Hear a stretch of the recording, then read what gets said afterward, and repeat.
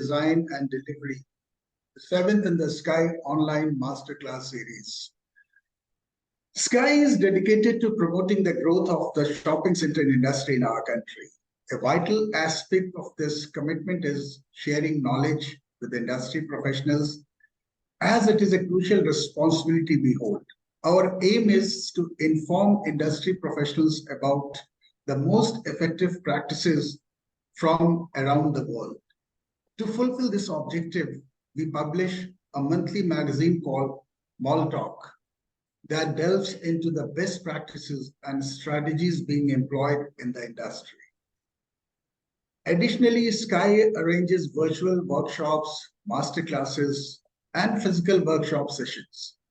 Each month, we conduct webinars on various subjects which serve to enhance the operational skills of industry professionals.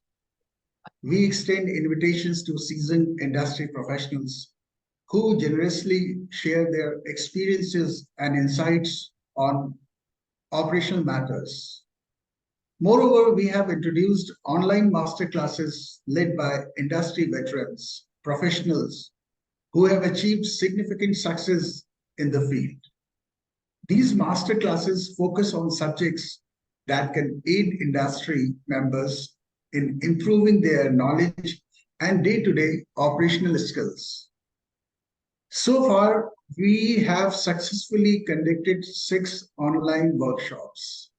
Today marks the 7th session in this series, and the topic is, once again, I'm repeating, retail design and delivery.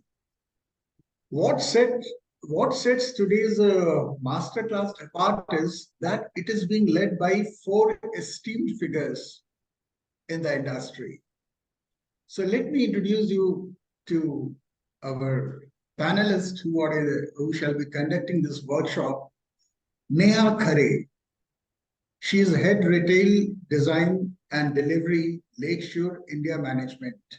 Geeta Khatri, Associate Vice President, Retail Design and Delivery, in Orbit Malls. Rajan Varnekar, he is a founder, Rave Design, and Sangeeta Varnekar, she is co-founder, Rave Design. During the session, viewers are encouraged to pose their questions, which the panel will address once the session concludes. So now let's start the session. Over to Sangeeta. Hello, everybody. It's great to be here on this platform. And 1 second. We will just share our screen. Just give us a minute.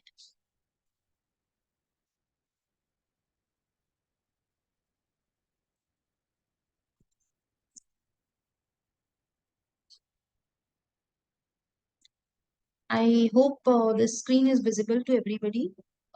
Sunil, is it visible? The screen is very much visible and it's very clear. You can start now. Okay, great. So, welcome everybody to this very wonderful session organized by this great platform, which is a successful platform, and it brings every mall professional and retail professional together in the same forum.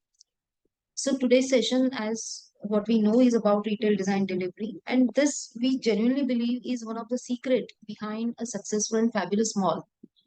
Because just the same way it is true with people, it's that you don't get a second chance to make a first impression. So it's true about a mall and about a store. Once you make a first impression, that's it, and you do not get a second chance. So a very quick introduction of our panel is already done by our organizers. So we will not dwell any time on it. Basically, what is important for all of you to realize is that this learnings, whatever we are sharing from you, sharing with you all, is out of a lot of experience, out of decades of experience, combined experience across 4 of us. We have worked on 50 plus malls pan India, and so many of them have gone on to win awards of various categories. There are more than 5,000 stores we have launched across all these malls. And there are more than 1,000 formats of retail brands whose designs and whose fit outs we have experienced. So, in spite of this, I would say that all four of us are still learning. And with each brand and each store and each mall, we do keep learning. That has been our journey, and we are now sharing whatever are our learnings with you all. So we have collated a video across some of the malls we have worked on, all four of us, and this is some of the stores. As you walk the mall, what do you see? And you can just have a look at this wonderful video.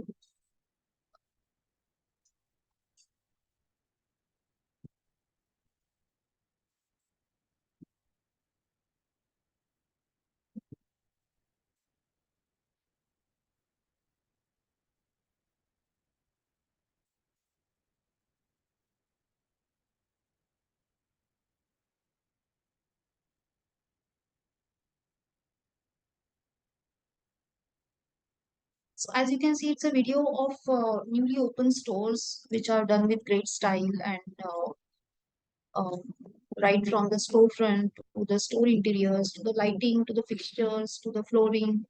You can see all of it. And truly, this is just a video which is taken as if, we are the customers and we are walking the mall and what do we see.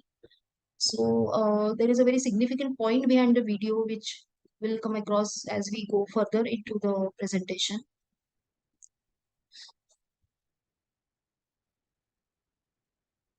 So different categories, uh, different kinds of merchandising displays, different kinds of storefronts, different kind of signage designs, entrances, arrival areas,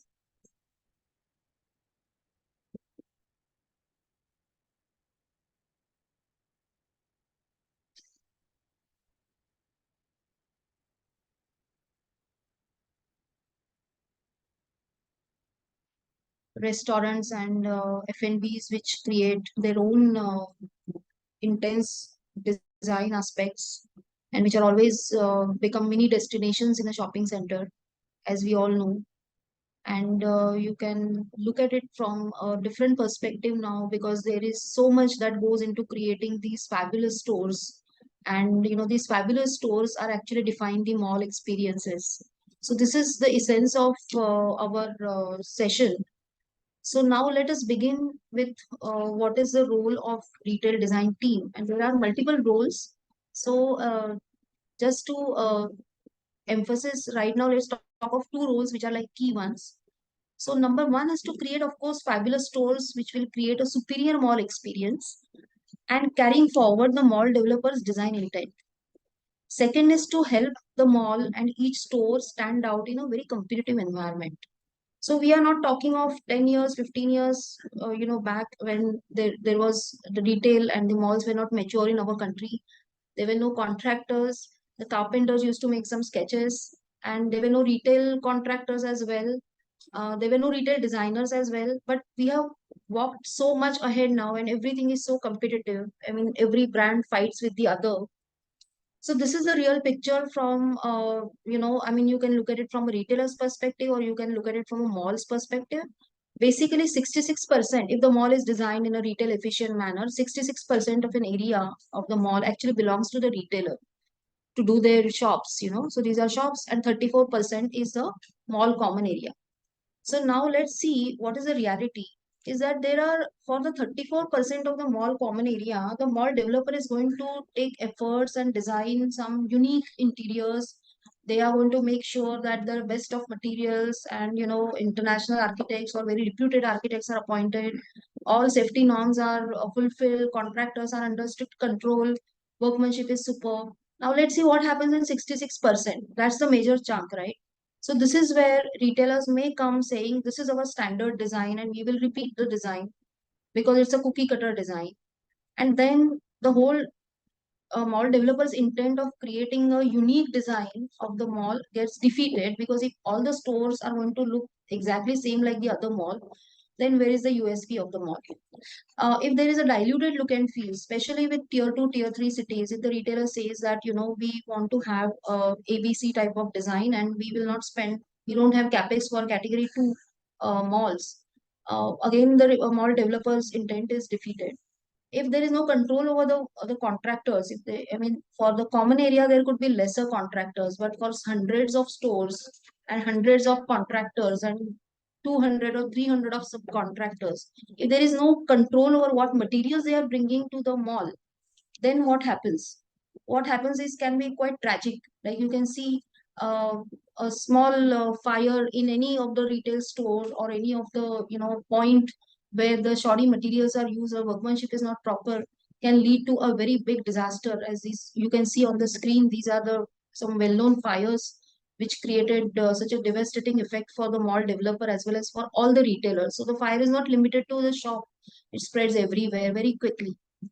What a design team can do is it can convince a retailer to do a better looking store or to bring the better materials or to do better design elements.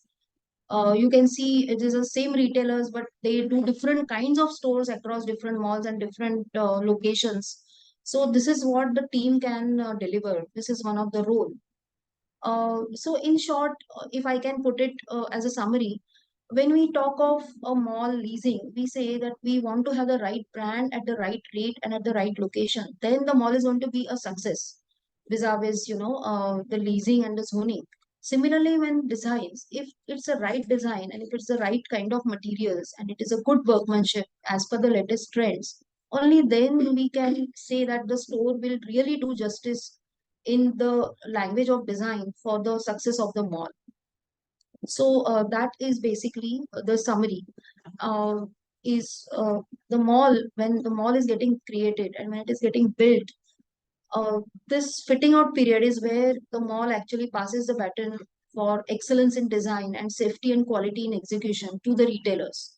So it's a collaborative effort. There are really no two different sides. It's just the mall and the retailers come together and they create this beautiful destination for all the customers. And of course, it has to be absolutely safe. Of course, the quality is to be absolutely superb. And the excellence of design which we want to have in the mall has to be carried forward by the retailers as well. So this is literally passing the baton to the retailers. Uh, yeah.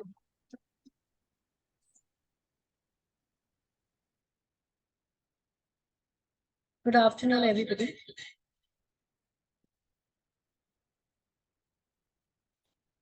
Good afternoon, everybody. I hope you can hear us. Sunil, is it clear? Yeah, you are very much audible. Please continue.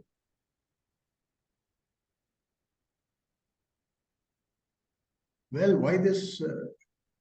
Yeah.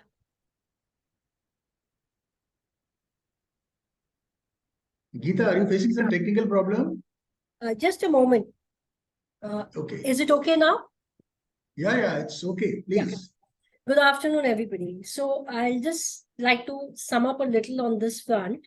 Is when we are looking at designs and creating a store, we need to focus on 4 critical parameters. One is the uniformity, which is conforming to the principles, standards, and rules as per the identity of the mall. So if the mall is in a tier 2 city, tier 1, or it's a luxury mall, it has to be all treated differently. According to that, the uniformity is planned and then all the brands signing in. So obviously, if it's a luxury mall, you have different kinds of stores completely. Then the beauty part, which is the delighting the senses and harmony of form and color, giving the store an identity. So the mall may be inside a store, it may be, marrying the store conditions and all, but then finally the brand has to have its own identity visible clearly. Safety is something which is prime responsibility, not only of the mall, but of the retailers also. And we're glad to say that, today when we're doing stores, we have brands who are equally bothered and worried about the safety norms. And it's safety not only to customers, to staff, mall premises, it's also to comply with the local authority norms. So we have to follow that, which is very, very strictly.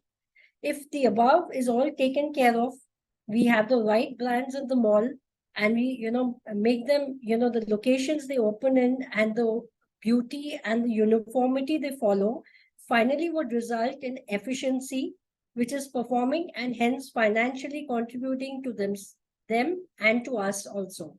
So that's one critical part of the RDD team as well. And a few more pointers, as far as role of RDT is concerned, is supporting retailers for a seamless journey. Now, this journey starts from handover. There are a lot of activities involved. So, right from the initial hand holding till the launch of the store, is very, very critical. And secondly, helping retailers to achieve excellence. Now, this excellence, can be in terms of, design excellence. There can be quality, workmanship excellence, process, excellence, excellence in terms of safety standards. So I'll just elaborate these points, once again. So again, fit out journey, how RDT can help. Yeah. So I've kept, all the activities in 3 buckets. First bucket is the initial, hand holding, which is in terms of, board out, getting joint measurements done, fit out, presentation, getting retailers on site, explaining, making them understand. Second is the design, process where there are design submissions, approval, and so forth and so on. And lastly, on site where, we can have, supervision, intermediate supervision, store closures, project closures, snagging, and finally, design closures, project closure, snag closure, like that. Now, second part of, fit out, our role other than fit out journey is also de-fit out journey. So de-fit out is nothing but bringing back the space to its original shape. So it is, more like a converting the store into bare shell. Now, what we need to ensure that is during this, point, all the assets that were provided by developer, be it AHU, be it flooring, be it any other asset, all the assets other than developers' assets should be removed. So basically stripped out. Why this process is very important is the space needs to be leased once again, to another retailer. So this has to be efficiently managed so that, with respect to mall, this thing, we get maximum revenue. So this needs to be coordinated between, different stakeholders, and we need to ensure that this period should be as crunched, as, small as possible. Second aspect of support is, excellence in terms of, design fit outs. So again, as I told you, excellence can be in process, it can be in design. We need to ensure that all the approved drawings, work should happen on site with a lot of strict supervision, so that what was intended, is executed on site. Secondly, all the safety norms, be it PPE kit, be it assuring that, all the services are integrated, all the services like, fire, if it is F&B, there are other services, smoke detectors being integrated with fire panel, all the smoke fans, fresh air fans being integrated, GLD being integrated. So these are all critical services, which we ensure, as a team, should be followed and, executed on site.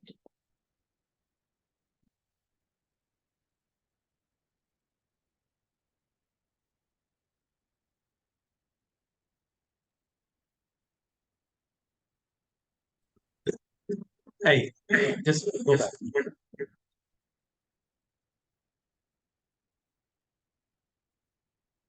Go back one slide.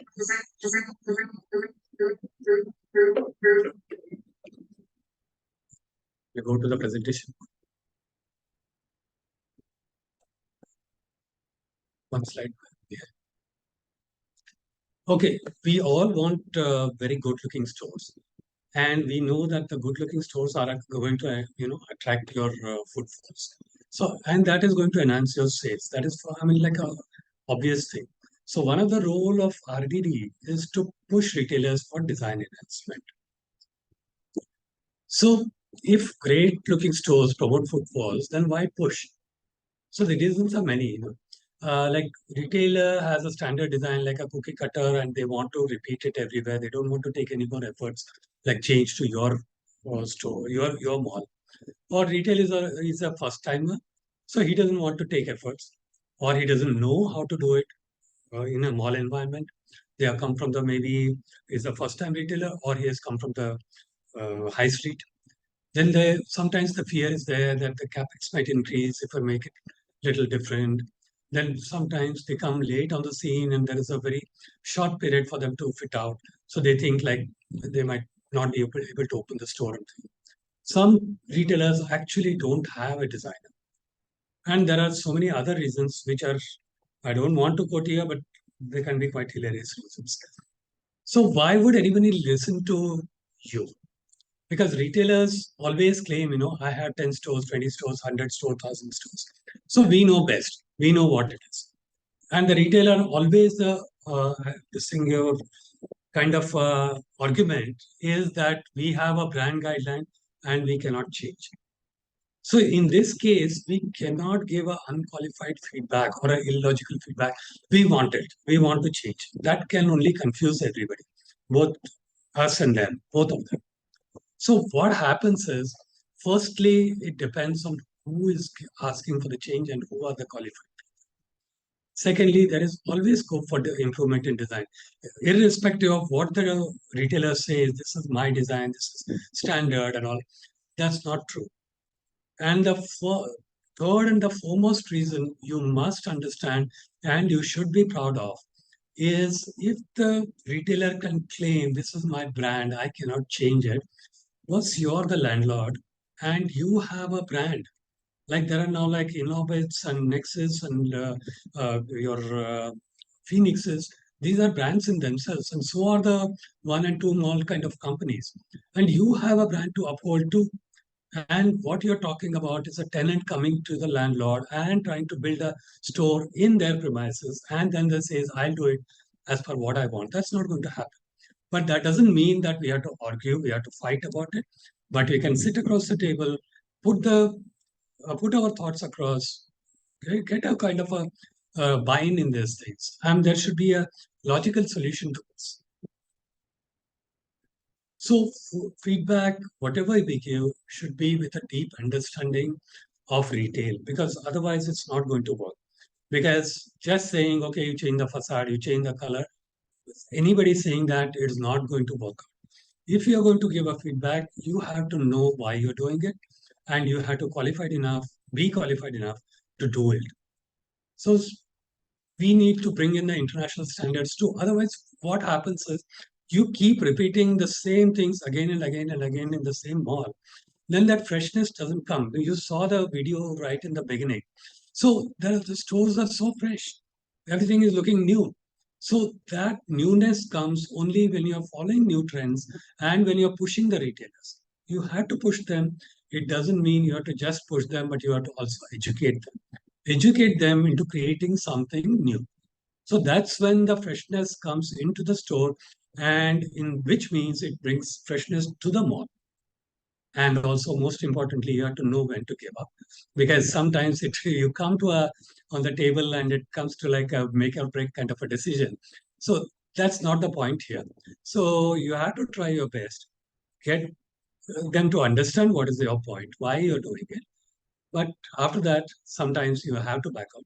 But main thing is you go with all the points. And be always ready to learn, because we are into the design field here, and design is a never-ending process. I mean, you have to be open to learn, because otherwise the store which started in the first mall in the country would have continued right now also after so many years. It doesn't happen like that. It doesn't happen here, or it doesn't happen anywhere else. So let's make it a win-win for everybody. And with that attitude, we can proceed. Okay. So here I'm going to just give a few examples. I'm not going to take much of your time in this. What happens? I mean, why should they change? Or why, these questions come up, obviously. I mean, when you ask like anybody, like, why would they change? Now, this is a big electronics brand, okay? This was the design given. I mean, they luckily they got this kind of a frontage, huge frontage, columnless frontage. And this was the kind of design they had promoted. I have hidden the brands here. It's a very well-known brand in India. and they had given everything glass and glass door in front and two signages, one English and one English. What we told them is, see, electronics goods, when you display, there's nothing attractive about a washing machine. I mean, with this kind of thing, you can put maybe 100 washing machines. That's not going to be very attractive to the customer. And customer wants to come inside and touch and feel. So what we did was we introduced these dummy columns and an open storefront. The entry is open. So people are easily have access to browsing and walk in and browse. And these dummy columns carry this signages, backlit signages. And of course, there is one more this thing. I'll give you one more example of this storefront. So this was the first proposal by them. This is again, this thing is a optical brand. And what happens is this was a heavy kind of a bulkhead. And you had these heavy columns and there is a column coming in front. And what we suggested and what they had done, see, it's a hanging signage and the column has now been converted into a backlit panel. And you can see the bulkhead is so small now. So the height of the your store has increased and it is much more attractive. This is one more brand I'm putting forth here. This was their original store. And you can see it's something to eat, right? Something hot rolls and all that. So we wanted some warmth and come into the whole design. And whereas what they had was a very neutral palette, gray colors and white colors and that kind of standard design and a huge bulkhead. So you can see what has come out. They have this kind of a very interesting kind of a ceiling, and the colors are of wood and a very that warmth comes through. There's a warm white kind of lighting coming through, and we are happy to see that they have repeated this thing everywhere now. This is one more, the same person, same store, which was when it came for renovation. This is the existing trading store. And what you see here and what you see here, I mean, I don't have to explain anything in this. It speaks for itself. And now they'll no longer do this store. It's always this, anywhere they go. This is one more example. This was their original store. And what they have done now, this is what it is. It's an organic brand. And this is what happens when you can talk to them and suggest, because it's not about increasing capex. It is not, they didn't have to increase any capex. But what they did was change in the material, change in the design of the tiles. And this is what you can. So, as what you saw from some of these sample cases, this kind of convincing a retailer to change for the better, and obtaining their designs in time, and giving design feedbacks and approvals, and so it's a very critical role of RDD team. And there are these three aspects of it. I mean, for each retailer, his design is like his pride and his, his everything. So they are very proud of their designs. So when you are talking to retailers, how are you going to talk and how are you going to convince him? And what is a tool you have at your disposal? So that is a criteria manual. So we'll just very quickly run through the key aspects of all these three activities. So first is tenant coordination. So I would just like to, make one observations here, because RDD team basically comprises of architects and designers, and no architecture school or design school has any kind of interpersonal skills taught in our schools and colleges. And if you are worked in architectural studios or design studios, there also interpersonal skills don't really play a very big role. But in this particular function, this particular role, for tenant coordination or for design interaction, your interpersonal skills are going to play a very big role. So that is something which you have to be always cognizant of. So this little bit of issue of tenant coordination I'm going to talk about today, which is, I mean, all four of us have learned it the hard way. So if there is something we can help in, all the design people who are part of this, our bigger team here out here, there are some friends of ours, there are some ex-colleagues of ours, there are some nice people that we know on this forum present already. So whatever we have learned, we are keen and hungry to share with you all, especially the people from the design team. Is that in these are the avenues: your mails, your calls, your WhatsApp messages, your video meetings, and your physical meetings. So you are actually going to, this is for the design people, basically people who are already doing RDD role. You are representing the brand of your mall. You are a brand ambassador for your mall, and on no account you have to forget that. And just the same way the retailer is upholding his brand, you have to uphold your brand. So there should be some kind of quality angle, some kind of yardstick angle to what work you are going to produce while you are responding to a mail. So is your response going to be in a time bound manner? First of all, so time can be one parameter. Are you going to respond within 1 hour of receiving a mail saying, yes, I confirm I have received your drawings? I mean, we see so often retailers give drawings and then nobody from the mall says, yes, I have received and I will come back to you. And there's a simple days go by, and the retailer then writes another mail after 4 days that what happened, I had given drawing. And then yes, yes, yes, we are looking into it. So why do that? So just remember that you acknowledge every single mail that comes to you on time. Calls. Like in our teams, we teach on what ring you have to pick up the phone. It cannot be maybe one ring you can't pick up, fine, but at least within 3 rings or within 4 rings you have to pick up. You cannot make the other person wait.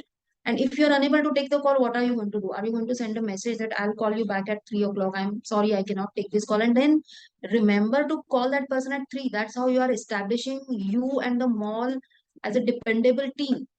WhatsApp message. I mean, there are nowadays what we have one WhatsApp group for every fit out practically. And if you are working across malls, if you're working across 20 malls, you can imagine the number of WhatsApp messages and the WhatsApp groups you have.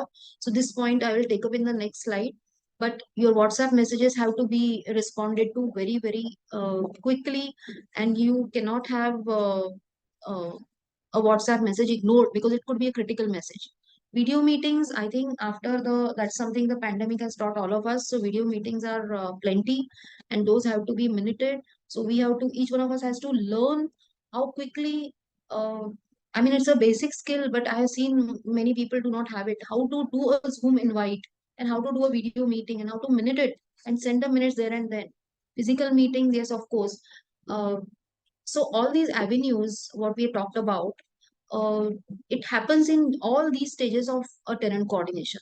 Pre-fit out, during design approval, at the time of moving, during fitting out, and at the time of fit out completion.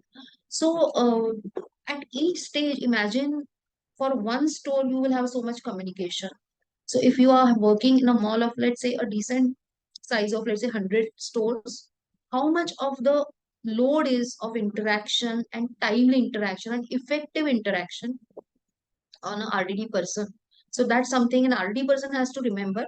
And again, the relevance of this I will explain in the next slide, because you need a certain skill set to handle that load. But anyway, uh, so this is basically your tenant coordination is going to comprise of so much of interaction. And with whom are you interacting? You are going to interact with CEOs, you are going to interact with brand heads, you are going to interact with owners of brands, you're going to interact with project managers, you're going to interact with their leasing people. Internally, each already person will be talking to internal departments. So there is that, your own management, your own clients. If you are, a practicing company, you are going to also talk to the contractors, to the labor. So there is a diverse range of people with whom you're going to talk. And the RDT person has to have the skill set and the wiseness to talk to all of them, and you need certain skills for that. So these are some things which you need to have. Minuting each meeting, even if it is a small meeting, you need to minute it on time, preferably in front of the person. Nowadays, RDD, everybody has a laptop and you can do minutes on mobile. Even if your interaction is on phone and a retailer says that I'm going to open my store, I'll do this movie in maybe 15 days from now. You can just ask him, can I minute this please? And send the minutes there and then. So that's how agile you need to be. Not that on paper you write, okay, send a mail of minutes to this retailer. If you do that, then you will not survive only in this role. So that's the critical thing. Transparency and accuracy is absolutely paramount importance in this role. attention to details and memory recall is a very important thing. We were talking about the gamut of interactions and so many retailers, and each retailer is going to give you maybe 20 to 25 drawings. So you get a call from a retailer, or you get a call from your own leasing head or from your client, and you say, what is happening with this brand and what is this progress of this brand? You should have instant memory recall of, I have received so many drawings and design approval is closed. He has not yet moved in, site is ready. Maybe this is a quick recall. Other recall could be he is already fitting out and he is approximately 2.5 months are over. So we are just chasing him to increase his speed. And that's a delay again. So this is what I mean by memory recall. Because you don't know when a retailer will call, right? I mean, all calls are not scheduled. So if a retailer calls asking you some clarity, you should know where the issue was and what is the clarity that you are bringing to the table. Circulating your minutes properly is important. There are processes. See, you can't do this role haphazard without having any processes. So Geeta will take us through a separate, segment where she will talk about processes. So I would just like to highlight that it is just like uh, any other department. I mean, it's like a design studio in a way, but any other department also has processes. So we also need to have very strong business processes. Timely prompt action, prudent observation, and proactive action at the site level is very critical. Like if your approved design is with a rolling shutter, open storefront, and you see a huge glass being delivered at the site, you should immediately, red flag should go, why does he require a glass? Or if your specification is MS conduits and you see PVC conduits lying on the floor in the site, you can take a proactive action and stop the wastage of money and time business wise. So your proactive action is going to be very important. As what Neha was mentioning, the site at site level, your interaction is very, very important. So let's see what should be the mindset and what should be the attitude. So, because I'm assuming, as I said in the beginning, that we are in a very mature market now, mature industry. So, instead of talking of the very obvious things, I would like to talk of the things which are not obvious. So I got this advice from my mentors, and which I'm continuing to follow, and which, we teach all our teams, which is, I call it like a gold coin advice, which is like the same way you would welcome a person to your house, welcome to our home, you will say. With the same way you have to say, if you are an RDD person, welcome to our mall. And therefore, if you take the attitude, and we have seen, unfortunately, those people as well, where they behave that I'm the landlord and you the tenant, and the attitude that I know it all because I have done so many stores or I have done so many malls and I know best. And you are giving responses not in a timely manner. You are ignoring drawings, and you have uncaring attitude. If the retailer is coming to meet and you are not even bothering to meet, and the retailer is waiting at site for 1 hour to simply meet you, this doesn't work. So according to us, what we have experienced is being a genuine, warm person with very simple, good manners, which has become a rarity today. That actually works. You need to be dependable. You need to be agile. You need to be upholding the brand of your own company and your own mall. And you need to be very warm with, great courtesies and professional always. Uh, Upholding quality and excellence as your, hallmark of your brand. Uh, so just can you go back? I think we missed one page. There was one page. I think it may come later. Apologies for that. But I would like to highlight one key aspect is that there are a lot of technical skill sets that which we keep talking about for RDD role, which is, you should have, as Rajan was saying, I mean, the kind of design interventions that we talk about, you need to have preferably experience of designing stores yourself. That's when you have been there, done that, and not just for one brand, but for multiple brands. So your knowledge of retail is very solid, and you know what works, what doesn't work. Your knowledge of lighting, your knowledge of materials, your knowledge of international trends. So this is all technical know-how. But just the same way, technical know-how is important. If you are sitting with a CEO and the CEO of the brand says that this is what I do and these are our design standards, and if you do not have the confidence and the inner conviction and the know-how of how to put your thoughts in front of this person, then what is the use of having a very solid retail know-how? So you need to have very strong soft skills or other than technical skill sets. And you need to have confidence, of course. You need to have empathy and a genuine desire to improve the design. And trust me, if you are logical and if you are what suggestion you bring to the table as far as design or any kind of material is concerned, if you are on the dot, and most retailers are just fabulous and they will just adapt, and they will not only adapt, they will continue to repeat what they are doing at your mall in other locations, and they will call you and they will say ki, I'm glad we listened to you, and we changed this and this has now become better. And that's how, so what happens is you not only contribute to your mall, but you have contributed to the entire retail industry in a way, because there are so many stores opening not only in your mall but other locations as well. So that's the part which is not so obvious, that you need to have a tremendous confidence and know-how when you talk to retailers. And second point is, yes, you need to have a lot of physical stamina, because you will be doing so many mall rounds and chakkars, and so ability to take stress, that is important. I mean, we have had people in our team who say, I mean an RD person, let's face it, RD person is 24/7. We never move anywhere without our mobiles. Our mobiles are always on, and in night also we get a call that this has happened at my site, what should I do? Yes, we do have to attend it. So it's like, so you need to have that kind of mental poise and stress taking ability to do this function.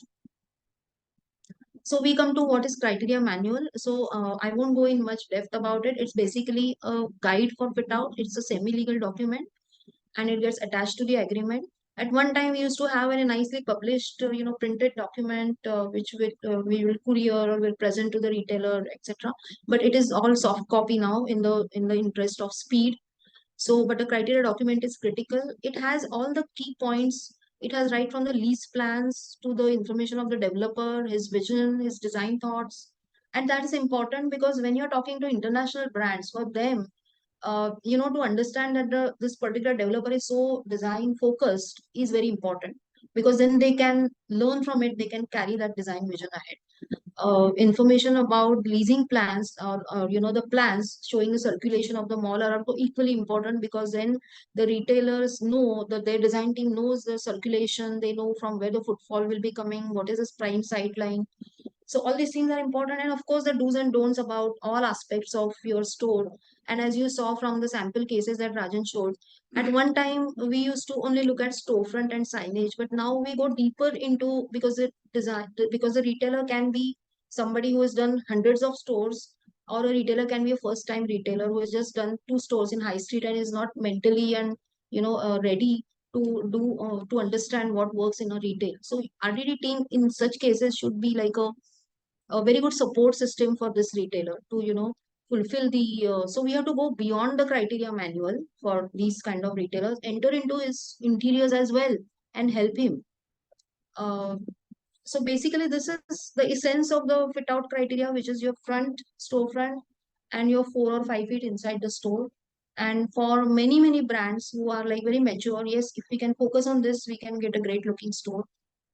uh, Design process review and approval, it's just a process like any other process. I mean, the input is basically retailer's design, and before the retailer submits his design, there is a tremendous follow-up, and then if the retailer is not submitting, we need leasing team's intervention.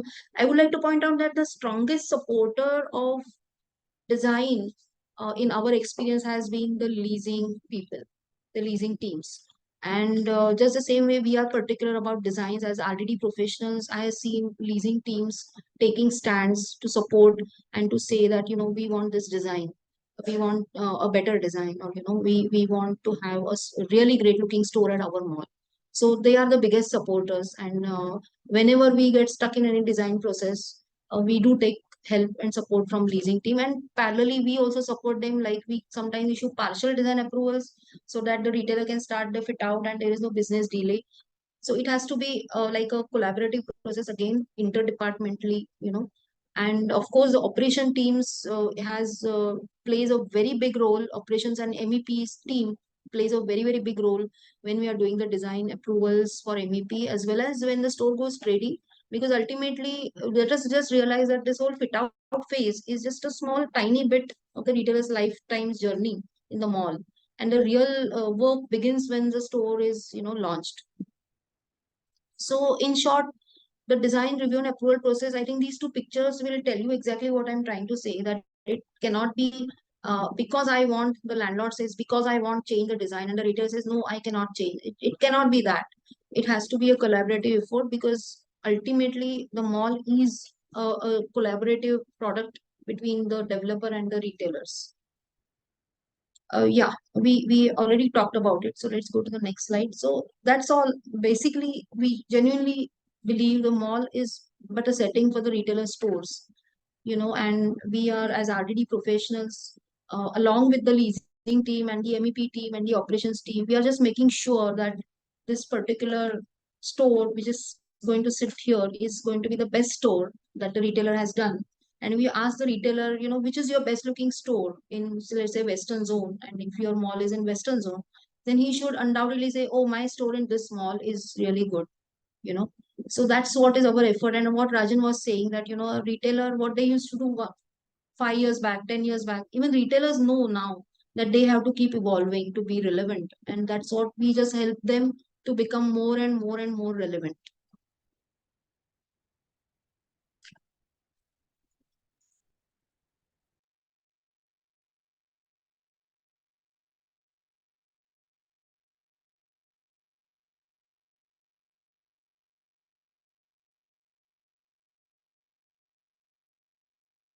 So now who shall be taking up the next?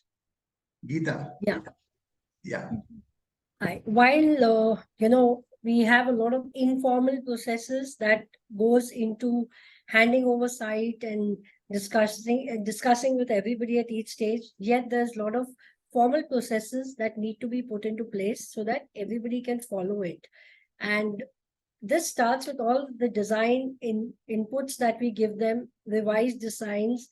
We do sometimes phase-wise design clearance. The design approvals is the first step, after which the brand can start moving into the mall and start his work. So to hand over the site, there are a few parameters that need to be worked on. Most critical being the design approvals, which is phase-wise, or the final approvals, or we just progress as and when. So if it's a F&B, we could even start with only waterproofing clearance, civil work clearance, and allow them to move in. But to start work, the mall contractuals, which the operations team from each mall spearheads, has to be completed, which is the indemnities, insurance, and all the workman permissions, the night permissions, the hot work permits, and everything. Also, leasing clearance, the agreement has been signed, registered, payments have come through, after which we can tell them you can move in. And board out is done purely when the leasing clearance is given. So the agreement has been signed and then the board out can be done. Board out clearance, again, the board out design is sent to us much prior. It is approved by the RDD team. We obviously want to discuss, highlight the store, the kind of a store that they're opening, but obviously there would be relevance to only that particular site over there, and there wouldn't be, multi-branding or anything allowed on the board out flex. Hence, that has to be approved by the retail design team. Also, as a mall, we have to ensure that we do a ready bare shell available to the brand so that they can start work from the day they move in. So it should have electricity, water, and all the services tap-offs. That's a sprinkler, smoke detector, everything. So normally when you see retailers moving in, they would start work with the civil work or the services work. So, for all that, water and service tap-offs are very critical. And, to break the ice, we do have a kickstart meeting with the mall loss prevention and engineering team, so that the brand gets to know who are the people that they will be talking to day in and out at the site. Because, it could be a remote store, which is, like if you're sitting in Bombay and there's a store in Hyderabad or in Baroda, there wouldn't be a local retail design person there. So they have to interact on an ongoing basis with the engineering and the loss prevention and the retail relation person. So this is like an icebreaker where we get them to do a kickstart meeting. It's normally spearheaded by the retail design team member being there. So the brand project manager, sometimes the design people and their entire project team is available at site, and we have this meeting. in which we also explain the entire do's, don'ts, and safety aspects in terms of worker labor movement and timelines that they can work and all. After which the site is handed over to the brand to start the work. Now, when it comes to the fit out stage, so obviously when they take handover of the site, the designs and infrastructure has been planned in advance, approved, and then they take the handover. Because in case they need water connection and we haven't discussed about it, it would become a time consuming and a delay factor at a later stage. So all these things at design stage have to be sorted out. While the designs, we're majorly talking about look and feel, but the infrastructure has to be provided by the mall. Hence, that's very critical also. So if somebody has a requirement of exhaust and fresh air, he may need 5,000 CFM, but I have cutouts in the structure which only allow you about 1,000 CFM ducting. It's not going to help him because later we won't be able to do all these changes. So the designs and infrastructure is very critical to be handed over at the time when he can start his work. The kickstart meeting, again, with everybody where the safety norms and mall norms are very clearly explained, because as we all know that trading hours is something where we don't allow brands to work. We don't allow them to work with noise and any kind of, smell work, which is during trading hours. We don't allow labor movement during the trading hours. So, they need to be told how they're going to move in and out of the site. Now, as the work progresses, there have to be regular site meetings, fit out checks, and communication on a common group. Today, the most common group is a WhatsApp group where we have the entire team, where we even have our leasing teams there. So, that everybody is on the same common platform. And we also understand if there are delays or there's somebody who would respond to anything which is critical. And the retailer hence does not face any delays. We also earlier, I guess this was not there, but nowadays we do phase-wise clearances for each store. So waterproofing clearance checks are done, there's a sign-off done. Similarly, if a ceiling has to be closed, we wouldn't go on the last day of opening and say that inside the ceiling you had some technical issues which you have to, open up the ceiling again. So all these closures, there's a formal closure report signed off by both the brand and the mall team. And there's a closure, and it is mainly done by the technical team at site, so that they are the ones who have to we would make the store and move on. It's the operations team who has to run the store. Then periodic site meetings and safety checks, which is very critical. As Sangeeta was also saying, these site meetings are important. If they suddenly are supposed to have an open facade and they bring in a big piece of glass, that's not going to really fit in anywhere. So it's a loss of time, money, energy, everything. So we have had cases where we've seen that the store was supposed to be having a door and they suddenly put a rolling shutter, or it's supposed to be having a shutter and they fixed the glass already. And then they say, oh, we suddenly changed the designs. If that happens, we go back to the design board, because if the store is open, the entire layout gets impacted. If it has a door, it has at least a 2 meters area left, right in the front, which is the experience area where the door has to open. So layouts get impacted big time if there are sudden changes to the facade. As we progress, we keep a tab on how the progress is, and then we keep doing final assessments and assessments periodically to ensure that work is being done on time and that we don't have a backlog at the last day, because as we all know, the last 1 week is very critical. Documents and as-built submissions by the brand, which is very critical. Your documents obviously are your safety documents, which is your sprinklers, smoke, your electrical completion certificate, all by registered, authorized vendors. It's not that, the brand can just give you a letterhead saying, I've completed the electric work. There's a load balance check done. There's a, aircon. There are documents to support the CFM, the distribution of the CFM, the cooling that we are getting, at the duct, at the mouth of the diffuser, as well as the room temperatures, everything is checked. So once all that is done, and we are kind of clear that the store doesn't have any major work pending, is when we allow the fixture and furniture setup. Because if there's anything major, pending, then, the fixtures may get damaged. They'll have to keep shifting them around.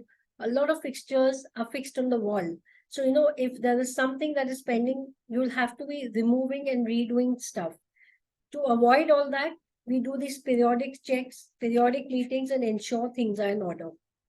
Once we feel things are going fine, there is a final assessment done.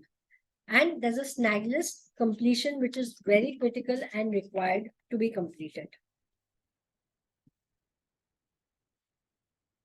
Now, once we are sure and we know that the fit outs are nearing completion, is when the joint assessments with the brand to ensure that safety and critical work is all completed. It has been checked stage wise, but there would sometimes be a last minute, job to be done. Like an example is that when the store has got dust, we do not open up the smoke detector caps. So that's critical that we know the store is all set up. It's dust free. Smoke detector caps have been removed. So there's a final check that happens on the smoke detectors. All that is done and joint assessments basically to ensure that if there's anything missing, it's completed quickly, because then everybody's hurrying up to open up the store. Final check by design, engineering, loss prevention teams, very critical, because things keep changing. The site, when it's ready, there are about 20 people who come in to start setting up.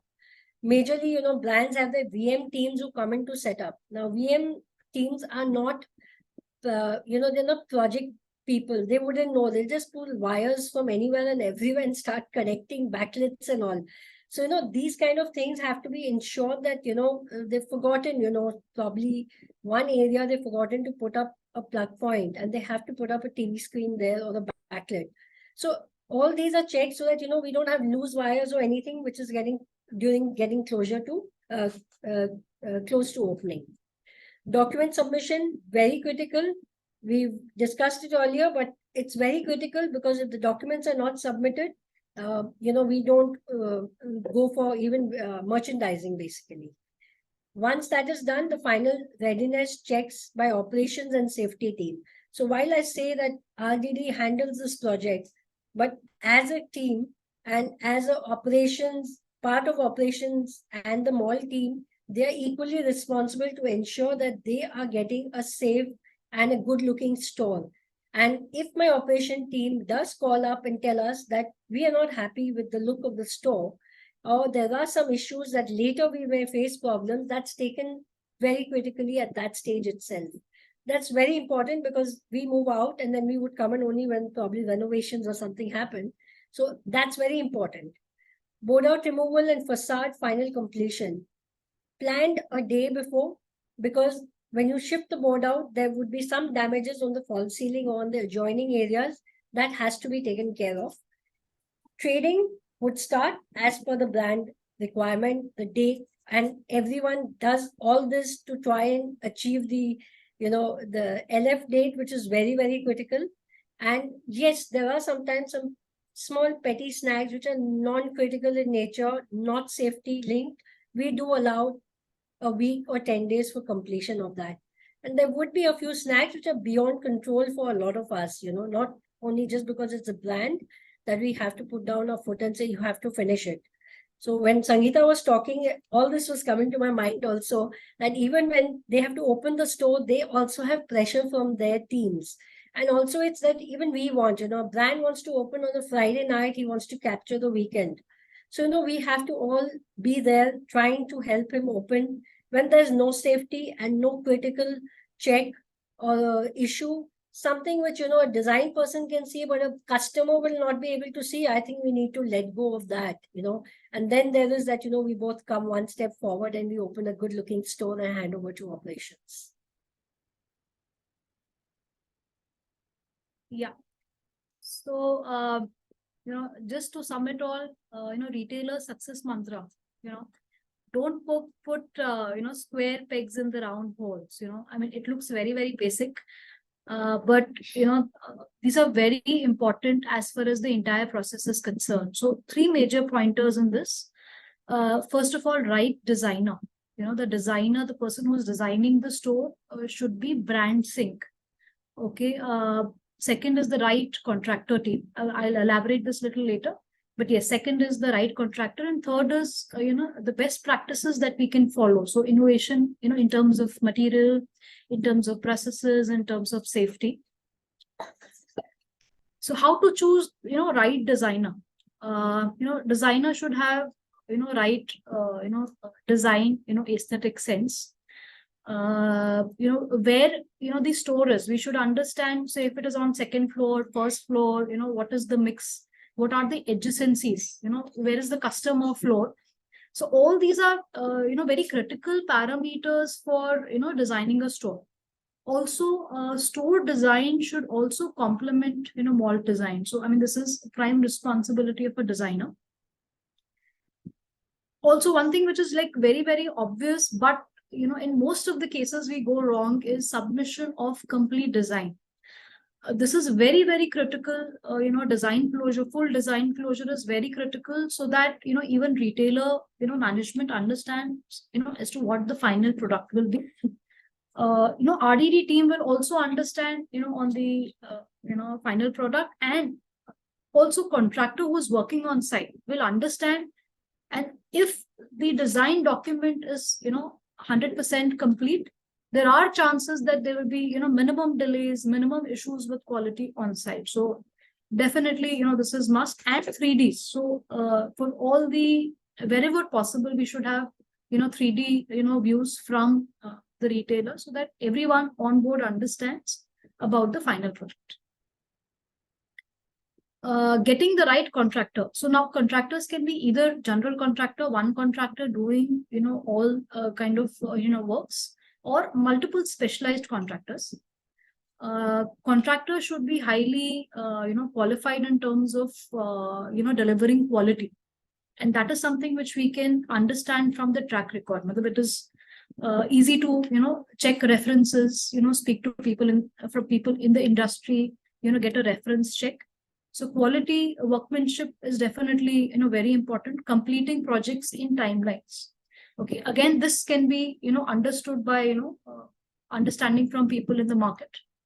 And contractor should have focus on safety. All these parameters are very important while selecting the contractor.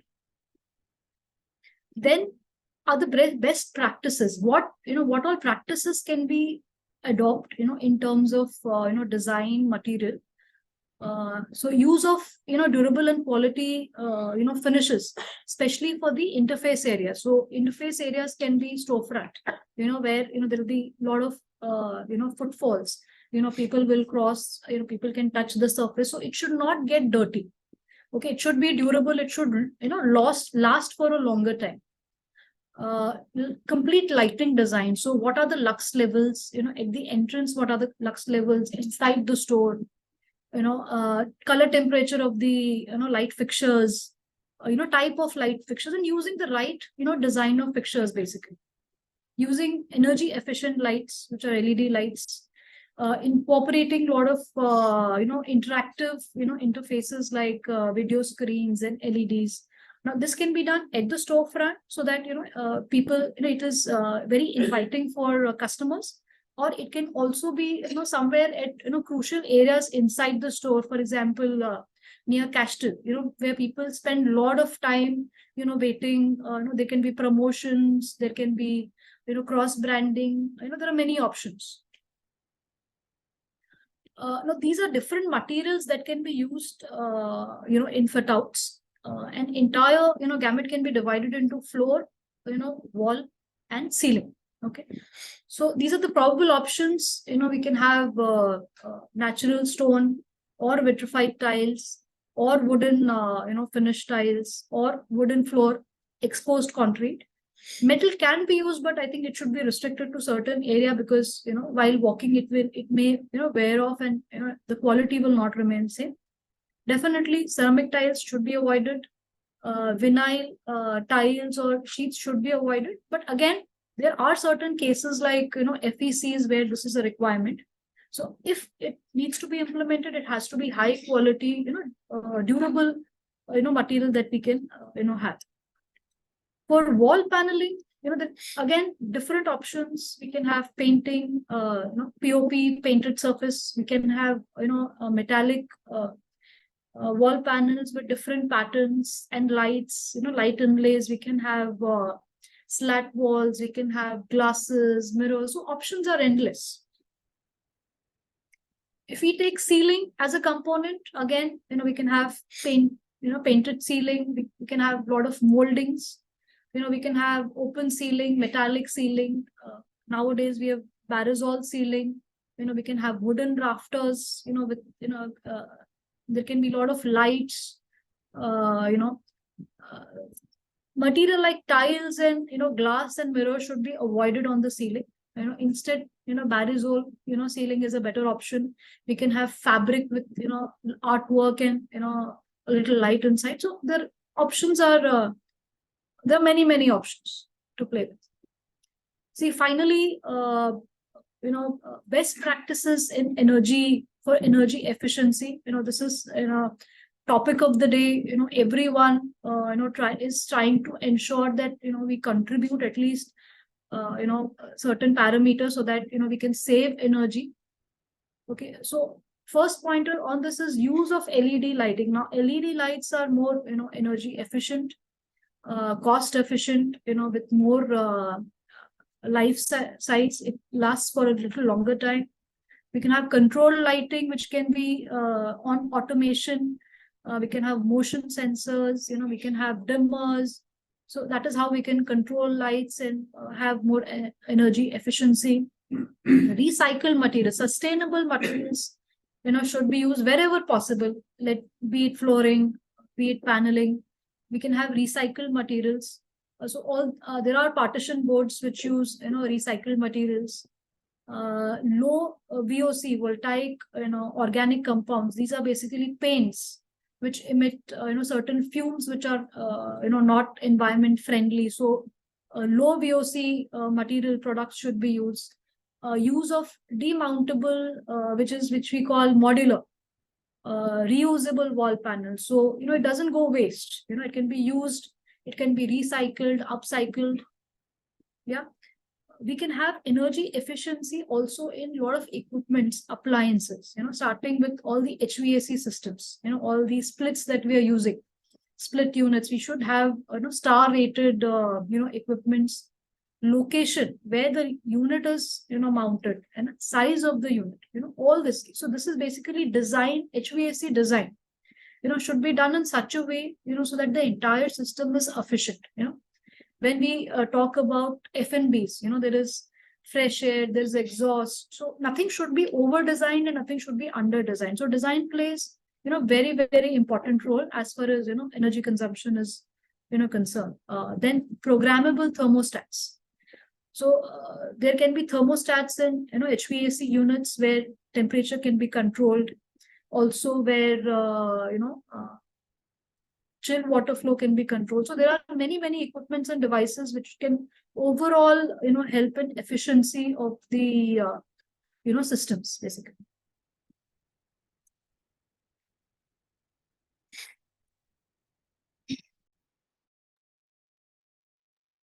So now we come to one segment, which is the key aspects of store design. And Voice is echoing. I think, Geeta, you have to, yeah, please. okay, yeah, I think now we are on here. Yes, So now yes. yes. So now we come to one very important subject, which is the store design. And probably from the people who are attending this workshop, maybe there are few people who are with design background, and there are people with other than design background as well. So that was the reason why actually we have introduced this segment, because as a mall management team, or a mall head, or a leasing head, or leasing team, or operations team, it's very important for everybody across all the teams to be very sensitive towards store design. Because you see, once a retailer does a store, it stays like that for at least 3 years or 4 to 5 years. If it's F&B, he will probably stay for 5 years because so much of capex is involved. If it's an anchor, obviously it's going to be even probably more than 5, 6 years. But a vanilla store or inline store, maybe 3, 4 years, we can talk about renovation of the store. But at least for 3 years, it's going to stay in the mall in the same look and feel. So the design is a very important subject, and we would like to, make everybody aware of all the nuances of design and uh, to become very critical and passionate about each aspect of design, which is going to make the store in a mall. So I am requesting Rajan to take over. Yeah. So whenever we ask for a design suggestion, first I'd like to thank all the experts who have given you the fundamentals. So it may be maintaining the time or the fit out or the safety aspects or use of materials. These are the fundamentals where you protect everything, the assets of the landlord. But at the end of it, what is it that the landlord is interested in? How much money I'm going to make? What is going to be the future of the mall? How much more ahead I'm going to be compared to the competition? And when does that happen? It happens when the landlord makes money. And when does the landlord make money? When the stores do well. And where does that? This is where design comes in. That's why in, in spite of making everything safe and on time, what we need is something to attract the customers. And that is the whole idea of getting good design into place. But when we talk of design to the customers, or not the customers, sorry, to the retailers, immediately they think like, oh, we can't spend that much. And we always say, like, I mean, it's maybe like a cliche thing. If you think good design is expensive, you should look at what the bad design is going to cost you. So that is something we need to see what it is going to be your future. Like Sangeeta explained, I mean, the leases are going to be a minimum of maybe 3 years, and they can go as much as 20 years, and you're going to live with these people there. And if they are not up to date, if they are not future proof their design, if they are not getting the best of the best in the category, then what are you doing there? I mean, your mall in your locality, in your catchment is going to take over. It's not like there is no competition. You're the only one. There are so many people are going to be there. So in this forum right now, there are many people who are of non-design background also. But I appeal to them also that you should look whenever anything is being done on site with new eyes. And I want to be proud of my mall. And is this going to help what this person is going to do on site on that store? Is that going to make my mall look better? Now, I am talking about the mall, not the store. Why am I saying that? See, again and again, we are stressed on this that 60%, 66% of the mall is going to be the retailer. So if they look good, then you are going to look good. And another bitter aspect of it, I'm going to say it here now. You must have spent a bomb in doing the best of the interiors and appointing the best of the international architects. But sorry to say, but after a few months, nobody's going to remember what the mall looks like. Because every customer comes here to shop, to socialize, and to spend time. They are interested in what the shop looks like. They want to remember, oh, I bought it from this shop. Nobody is going to say, I stood beside this pillar and I bought it. Nobody is going to say that. They are going to say, I went to this shop. Kids are going to say, I like to spend time in this shop. So that is where all the husbands are going to say, I want to sit in this shop when the wives are shopping. So what we are focusing on when we say the mall should look good, we are focusing on the store should look good. Stores should attract the customers. And when the stores attract customers, that's when the mall brings in and the buzz is created. That's what we are interested in. So we have already talked about how much percentage the store occupies. And we have already discussed about the design control zone. So in the criteria, there's a good amount of pages are dedicated to the design control zone, how the mall can control it, and what should be done, what cannot be done. So what happens is we get stuck at this point. So design control zone, we should remember, guys, it is only a reference point. What happens? Okay, your design control zone is going to be what? 3 feet, 4 feet, 5 feet, 6 feet, not more than that. Even in a big store or a big mall, it's not going to be more than that. What happens after 6 feet? The lights are off. Is it going to do any good to you? Or somebody is sitting there after the design control zone and unpacking their material. Is it going to look good? Is it going to attract the customers? So let's not be stuck on the design control zone. Design control zone is a reference point. We have to go beyond that as retail uh, delivery people, retail design delivery people. We have to be a step ahead. We have to see it holistically.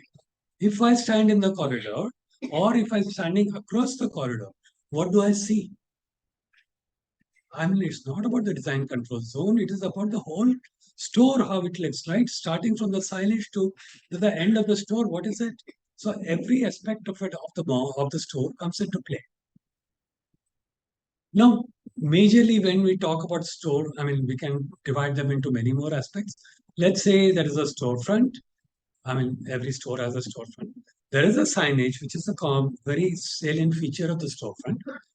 There is a layout which has to be inviting, though it is beyond this design control zone, but it's still the layout has to be inviting. It cannot be a value store, it can be haphazard, it can't be that. And lighting is going to be of utmost importance because if you don't see it, nothing can happen. You might have the best store, but the lighting is bad. It is not going to bring about that impact in that. Visual merchandising, it's going to be a major crowd puller.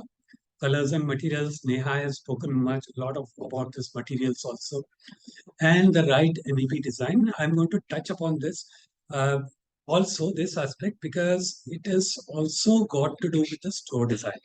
I'm not going to talk about the technical aspect of it, what kind of duct you need or what kind of age you need to install, but why it has to be done in a particular way. I'm going to touch upon it.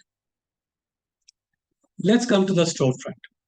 I'm going to give you here some examples and tell me honestly, aren't you going to be attracted to this storefront? If there was a regular standard storefront, and if this is a store in the neighboring it, these are the store which is going to say, I mean, anybody has a curiosity, let's go there, let's have a look.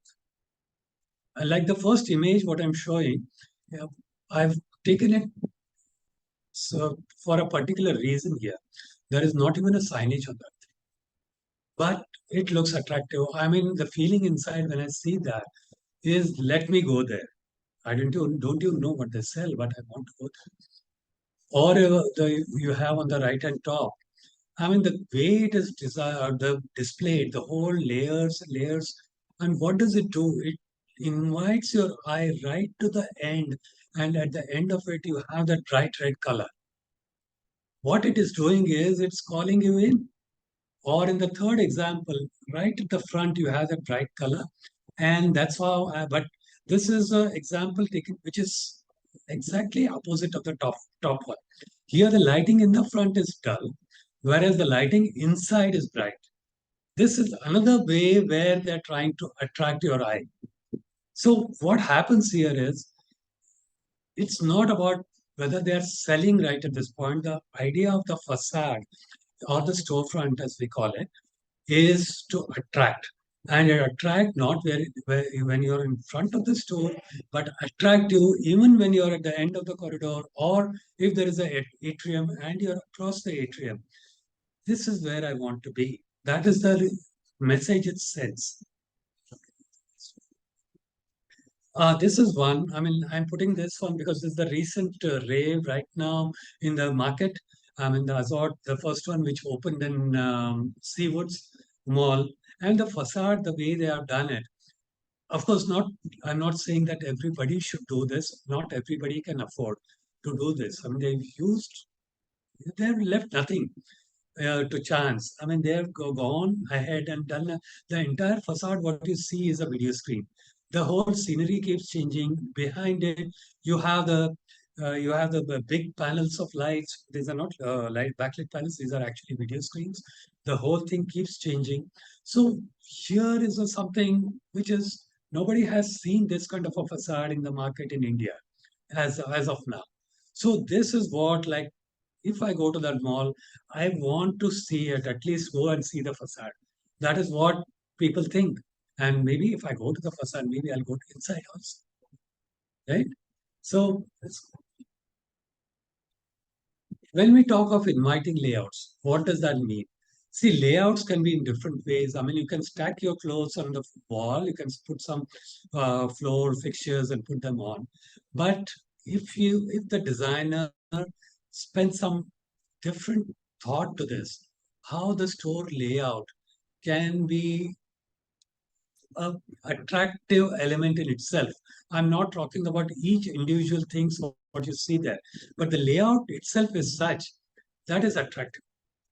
I mean, the first one you see, I mean, I'm not seeing a boring rectangular box, but I'm seeing so many layers of it, the lighting. See, there is the general lighting, but there is also the hanging lights.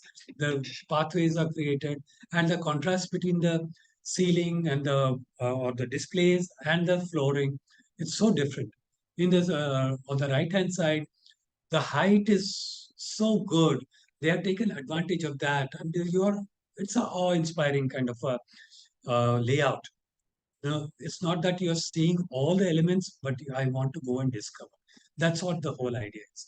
On the left-hand corner at the bottom, that's a Apple store, of course, and they have always made that kind of news by every store they have opened. And on the right-hand side, this is more of what we call as a discovery. No, you don't see all of it at one time. It is something you'd start from the left hand or right hand side, then you discover. Now that's more of a lingerie what they have put there. So that kind of a little secretive, little hidden, but little something is shown. That kind of a impact what they are creating, and it's luring you into going into that journey. And at the same time, giving you the privacy also. Probably this column, what you see in the center, it's a trial room which you go from behind.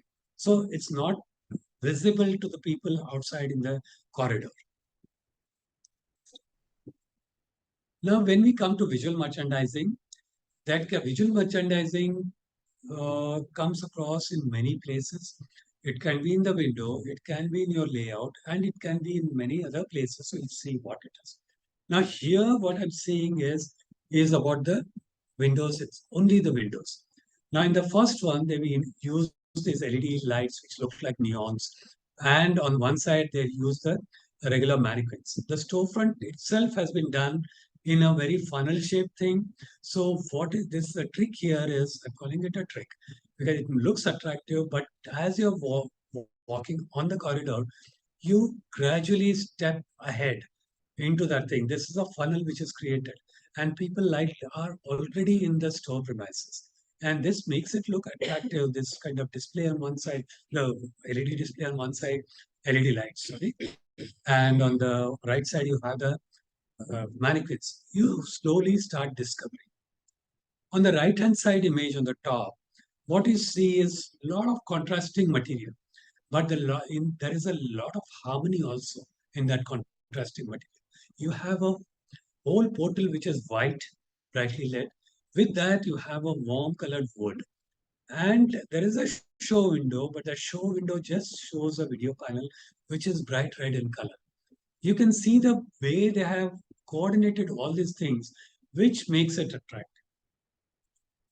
And on the left and bottom corner, this is a traditional window, but I put this picture the way they have put the windows. That's what is attractive. And on the right hand side bottom, you can see there are no video panels. There is no high-tech imagery there.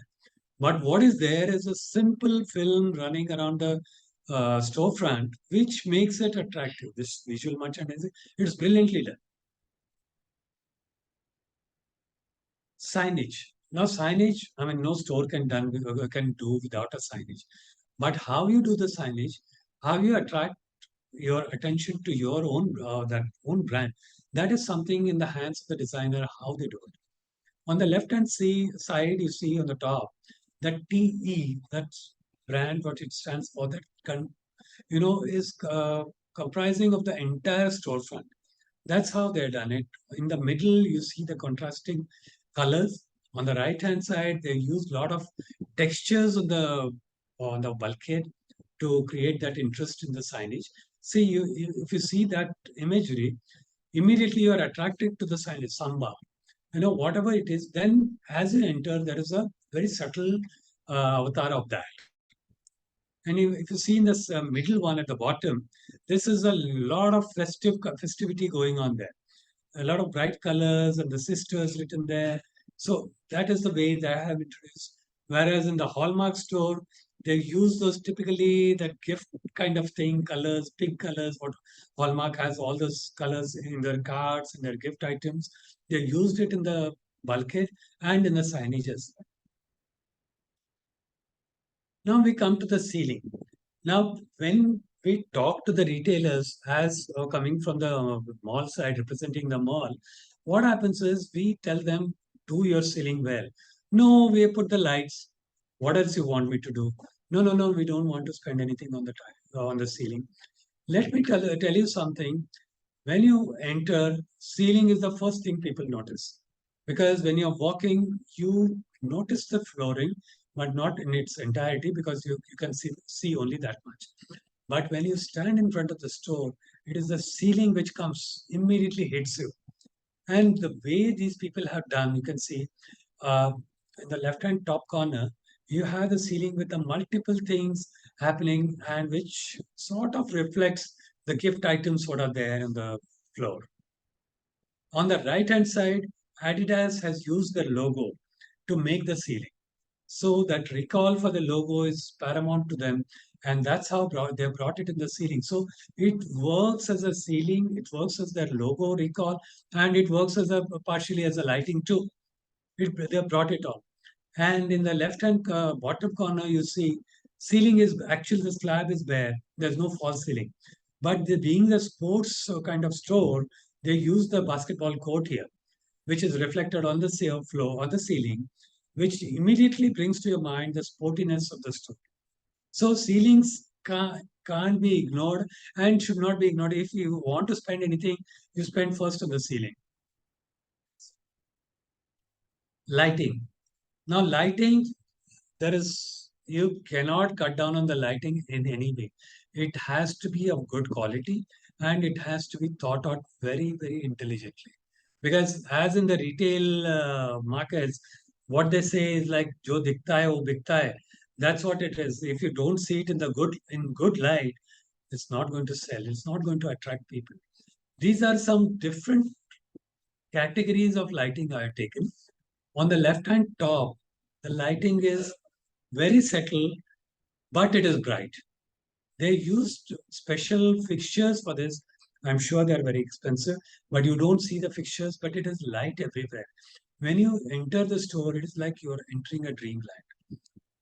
But at the same time, when you see the second picture on top, they're not focused on the ambient lighting, but it is more focused on the product. It's the shelf lighting which lights up the product, and that's where they're asking you to see. It's a different kind of lighting. Whereas in the bottom, I think I only wish it was a bigger picture.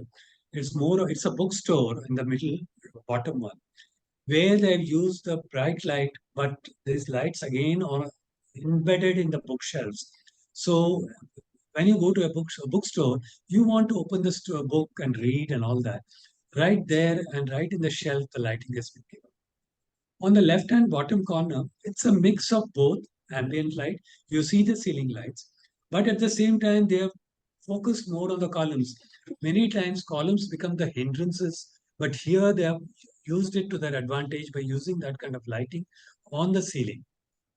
And on the last picture on the right, they have, like Adidas, they have created this ceiling, though it is not related to the logo, but they are taking your eye through this lighting right to the depth of the store. Now, visual merchandising, I've broken it into many places. First time I spoke about the window, but the same thing now applies when you go inside the store. So visual merchandise is something, your merchandise is already there.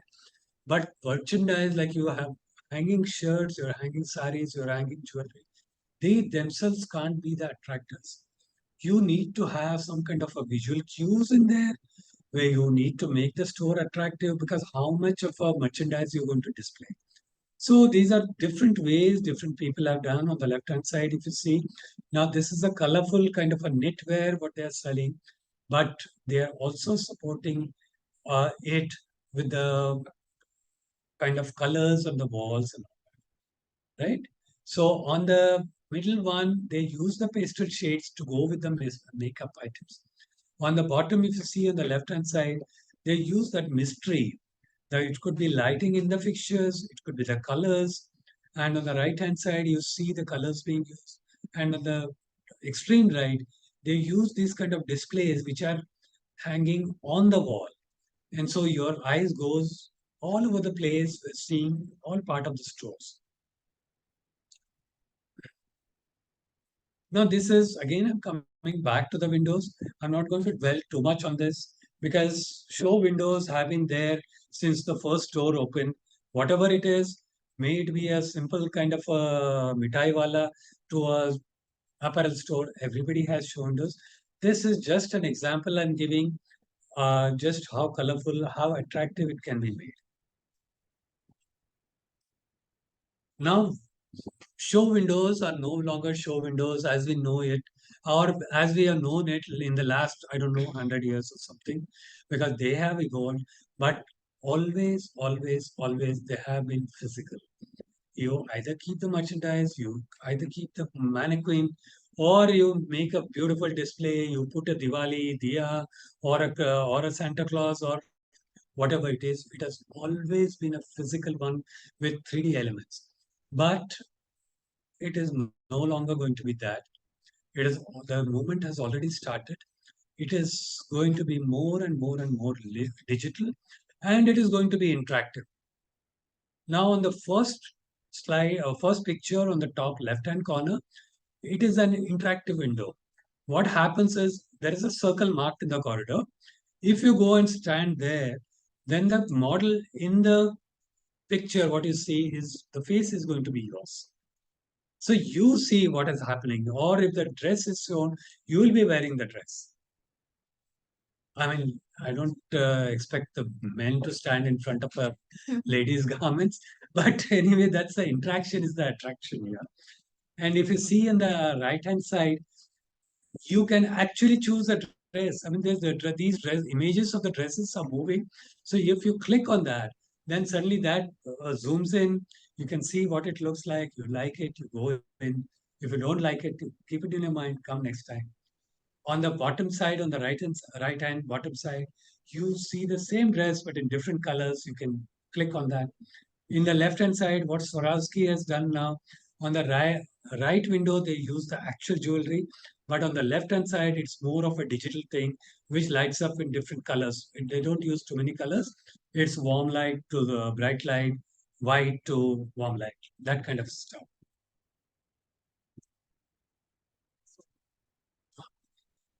So MEP, coming to MEP, store MEP has been talked about by other people on the panel regarding the technicalities of it, but it also affects the store design, how it looks.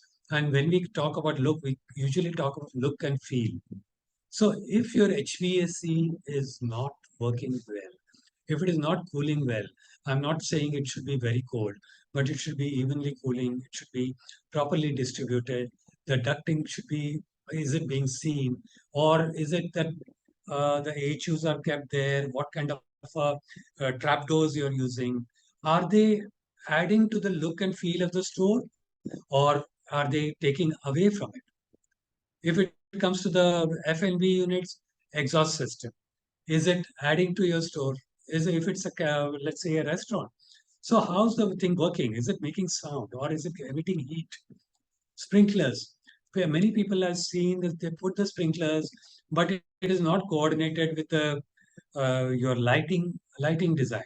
So what happens is when you see the ceiling, it's full of smoke detectors, your sprinklers, uh, your air conditioning ducts, or if it's a false ceiling, then you have the grills running there and the lights, everything around that, and the cameras. So when a designer gives the drawing, see that it is properly coordinated, everything is taken care of. So if you're coordinating your mall to look good, then let that store also, we should insist, guys, you have done a good job of working out the heat load and all that stuff. But at the same time, you need to coordinate it also how it looks. Then also coming to the technical parts, uh, apart from the exhaust and HVAC and the sprinklers and all the electrical systems, you also need to take care of the plumbing, the grease traps. Are they in place? Are they taking it properly? Or the PA system?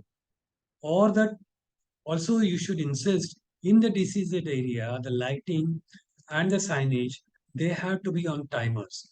Because it can't be like the store is closing and they want to switch off the lights and go. What happens when because many times the food court works long, your restaurants are working times are different. And the cinemas, they might be having a late show. People are coming down at 2 a.m. in the morning.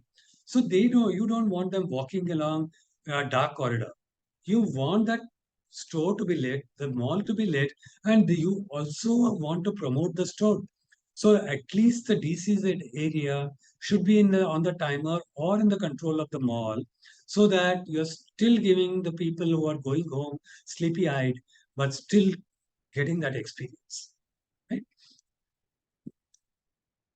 Now I am coming to a different subject here. This is a new kid on the block, because this has come just now in our lives, or rather a couple of years back, when people started thinking whether to insist, whether not to insist. But now we should remember it is already there and we are going to live with it, the regional signage. So if we take so much pains and talking with the retailers, what kind of signage they have to put, how beautiful it has to look, what should be the execution of it, what should be the size of it, all those things. But when it comes to regional signage, okay, you put it as per government norms. Why? I mean, we have spent so much time, and the retailer also has spent so much time. Now and you can see here, what's Gap doing? I mean, is it in keeping with the brand and it is really looking good on the store? Or IKEA or Triumph? I mean, they have taken some pains to create that logo. Or see the Jaipur. This is in one way, this is written in another way. Now, I know the immediate reaction would be that is the store's lookout. Why should we look? Okay, guys, the stores didn't start it, the mall started it. Because the directives come from the government came to the malls. So the mall started insisting you have to put a regional language signage. Now we need to, I'm not saying there is a solution right away, but somewhere we have to make sure at least whatever they are putting looks good and is keeping in line with the brand. And it is not like something we are asking for something not done in the world. I mean, it is happening everywhere. I mean, you go to Japan, you go to China, Korea, the whole Arab world, everywhere it is compulsory to put the regional language signage, and it is handled in a different way, and every brand does it. Here are the examples I have taken from the Middle East. See, IKEA. I mean, you saw the slide before this, how IKEA writing it is in India. But whereas in the Middle East, IKEA writes it where the brand recall is still there. This is a local brand. It's Mr. Baker, but they write it in such a way, it goes with the whole look and feel of the store. Fujiyama, I don't think it's a Japanese brand, but still it is there. But they take uh, pains to write it in that. And this is not restricted to only the local brands. Subway, IKEA. Subway writes it in this. It's written in Arabic, but Subway looks Subway. Gap. In the previous slide, you saw Gap, how it is written in India. But here they are taken plain to look at the serif, what they've used in the signage. They use it in the Arabic script also. Look at how it is placed. Or new look. I mean, one might even mistake it. This is written in English. the way they have done the logos. So, I mean, why take it only other brands? Lulu. Go to the full screen. No, full screen. Yeah. Lulu also, what happened? They have changed the logo for Arabic. They can do it. I'm not saying the solution is we insist they do it, but at least we can insist how best it can be represented. Somewhere this movement has to start. If we start insisting to the retailers, maybe they also understand why it is happening across the globe and where it is, whereas in India, it's not. But of course, those people are very lucky. They have only one language in their country. We have so many of them. So I'm not saying it's going to be an easy task. But somewhere, if we are talking of look and feel of the mall, somewhere we have to bring this aspect also. So I'll now hand it over to Geeta. Let's.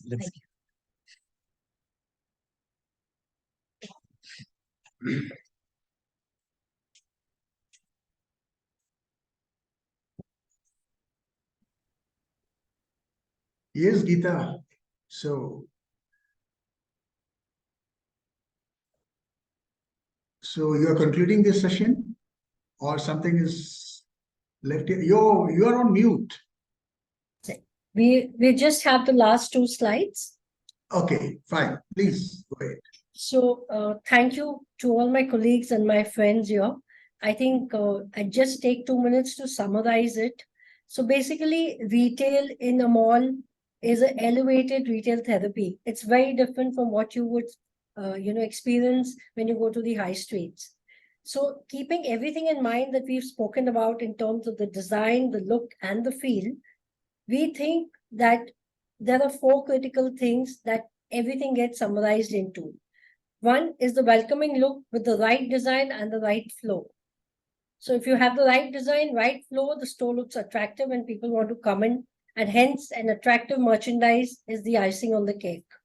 When we also add on with eye-catchy visuals, communication, light, colors, warmth, customers feel more happy to enter. They feel special and they feel, they feel very warm entering into, like, Rajan kept talking about wood, which is a very, gives you a very warm look. So, even a lot of usage of wood on the facade inside the stores, it creates a lot of magic. And that is very important. Colors also, we may say red is very bright, but people play with the red colors so efficiently that it makes it look very attractive. And the last but not the least is the safety for all. Safety is not only from, the fire suppression system, the sprinkler, smoke, it's also safety, that every corner nothing has a rough edge or a sharp edge. You have kids running around. If they're going to get hurt, the parents are not going to come back to the mall. They're going to get very upset, and then you'll have the entire operations team running around. So it's, not only inside the stores, outside the stores also, in the mall also, safety plays a very, very critical role in it. So the other thing that I also wanted to point out is that most of the brands, when we work on designs, the designers normally or rarely visit the malls. They just look at the AutoCAD and they make the layouts. So the role that we play as retail design team is both of a design as well as the execution. You don't have the, project teams coming regularly, but we have our eyes and ears with the help of all our mall team support. So, that add-on thing is where every day we are giving them feedback in terms of what's going right, what's going wrong. That not only creates the magic in design, but also a very big thing in terms of safety, in terms of saving them cost and time of redoing things. So we play the role of both the designer as well as the person who's executing, overall looking at everything. Hence, if we create great stores and great malls, we have more footfalls and more revenue. And I think revenue is what we all are looking at. So as a design team, I think I would proudly say that we design dreams one store at a time. And it does make a difference, especially, when you see a new mall getting built and, one store at a time coming up, it gives a great feel. And I can see Neha smiling is because she has one upcoming mall soon. So thank you, everybody. With all your time and patience, you've inspired us to keep speaking, but I think we'll have to end it here. And over to you, Anjeev, sir. See, see, the session was really very interesting, and I hope all my viewers must have learned a lot. Now, I have got, I have got a few points in my mind. I want clarity from you, especially Sangeeta. My question is to you: why does a mall needs a special RDD team? Why don't you? Why not to use the project team which is already there? Uh, Hello. Should I repeat the question? No, it's no, okay. we heard it. Yeah, just give us a minute. Yeah. In the meantime, my viewers, you can, if something is coming to your mind, please post your questions, which our panelists will be answering. So, yeah, yes, I heard your question that why a RDD team is required in the first place. I mean, see, what happens is it's a very actually obvious and natural thing. Like if you want to build a mall, you will need a mall architect. So if Yeah. you want someone to look at the stores, then you need a retail specialist, retail architect or retail designer. So that's one very logical and simple fact. Second fact is if the project architect is well experienced enough in as he or she have done a lot of retail stores and they have the same skill sets and the same time to talk to each and every retailer, then yes, it can be done by the project architect as well. But we have seen that most project architects are very busy with taking care of the mall and Okay. putting it out there for ready for trading and completion of the mall common areas and mall infrastructure, and they really don't have the space in mind, not the time, not the expertise to look at, let's say, a retailer who has got 1,000 square feet store. So for us, for RDD professional, each 1,000 square feet store is also one individual site, you know. So Okay. there is that aspect. And second aspect is, of course, when the LOI is done and the agreement is done by the leasing team, till it becomes operational, there is this small journey of maybe 2 months, 4 months, 6 months. So this small journey, somebody has to hold the retailer and his doubts and his questions and timelines and the quality angle. So that is also another role this team does very well. I hope that answers the question. Definitely. Now, my next question is, what is the importance of MEP approval in RDD process? Yeah. What is the importance of this MEP approval in RDD processes? Yeah. See, Who shall MEP, in this I question? Yeah. take it. I'll take it. Okay, So please. MEP has two roles here. One is when we talk of MEP approval, we are talking of safety. The other one we are talking about is the capacities. Okay, in the technical terms. And from the retailer side or the customer side who walks in, we are talking about the uh, comfort. May it be lighting, may it be your cooling, comfort side. So all of these have to be approved just like any other things we need to approve. Now, mall has given a certain capacity to each unit. So whereas a retailer can come up like say, I want 2000 CFM, but the mall has given them only 1000 CFM. So how do we deal it? So somebody has to sit across the table and understand why do they require double the capacity. Maybe there is a mistake in what they are thinking about. Maybe there is a requirement, genuine requirement. So whatever it is, one has to uh, speak with them in technical terms, understand what they want and why they want it. So that's why we need to get that approval. This I talked about the HVAC part. Similarly, if you come to the electrical part, that again is the same aspect of it. Somebody says, I'm doing I do the cooking on electrical ovens only. So I want this kind of a huge amount of electricity for myself. But does the mall have it? Can the mall provide it? Or can mall suggest, okay, I can give you only X amount of things. And rest of it, maybe you'll have to switch over to the gas cooking. So that could be in terms of the capacities. When it comes to MEP approvals, let's say I have a specialized thing like I give only tandoor chicken made in a coal tandoor. I mean, he insists because this is my 100-year-old brand, and without the coal, I can't get the taste or flavor out of this.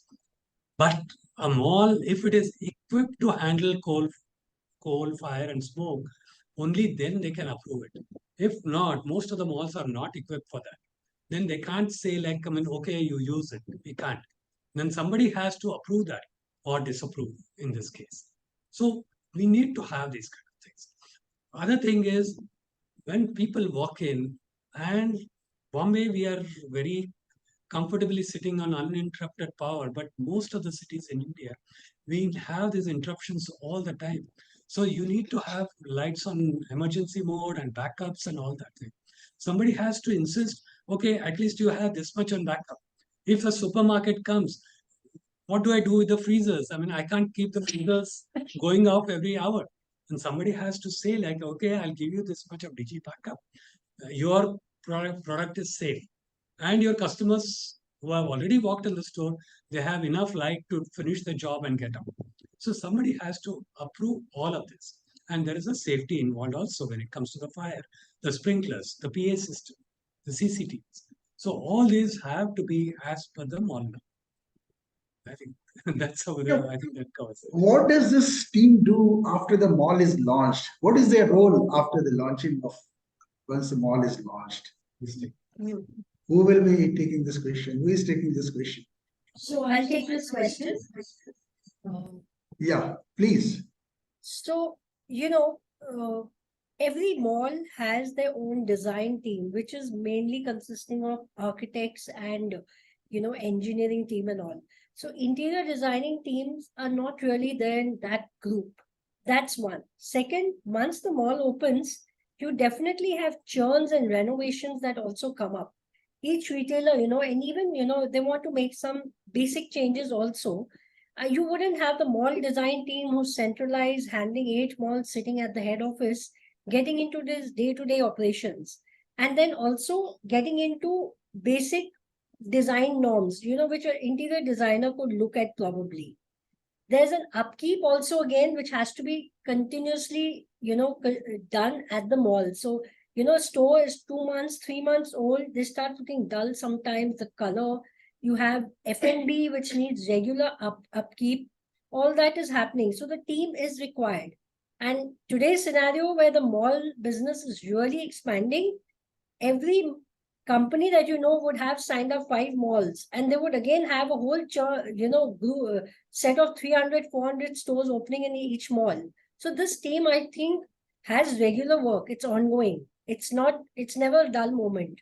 And also, if you see the entire presentation that we took you through, that it's not just that the retailer sends you a drawing, you approve it, and you ask them to move in. There's a lot of work that goes in terms of closing the designs, getting the brand to move in, execution, the snag checks, the completion checks, the safety checks, and all this you need one person to coordinate, who is the bridge between the company and the brand. And I think that role, the retail design team really plays it well and can keep getting better at it.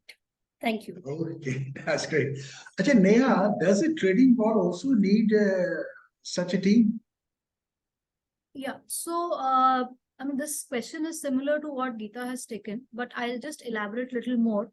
Yeah, So please. trading mall, there are more challenges because, retailers, they cannot work during the daytime. There are a lot of restrictions in terms of getting the material, getting the manpower. So it is only during night time and nighttime also there are again restrictions because morning, mall, they need to close at a certain time so that mall is ready for trading. So there are lot of challenges which only a dedicated team can take it up. So work happening during night time, a lot of restrictions in terms of noise, dust work. One person definitely is required to coordinate everything. Again, there can be certain either it can be new stores opening, there can be renovations happening, there can be small changes with respect to fixtures getting added up or some seasonal changes. So definitely there is something or the other which always is ongoing also in trading malls, and definitely team is required to ensure this is done smoothly, and someone who can interact with all the stakeholders so that the process is smooth. Yeah. So we had a, very interesting session and it was really very informative. We shall be posting this workshop on our website and also on our YouTube. So it will be available there also. And I thank you for such a beautiful, a very informative session you have conducted. Sangeeta, Geeta, Neha, and Rajan, I thank you on the behalf of SCAI for sparing your precious time and sharing your, knowledge, experience, what all I can say. So thank you for Thank you this so session. much. It was a pleasure having met you. Uh, Thank you. Thank you.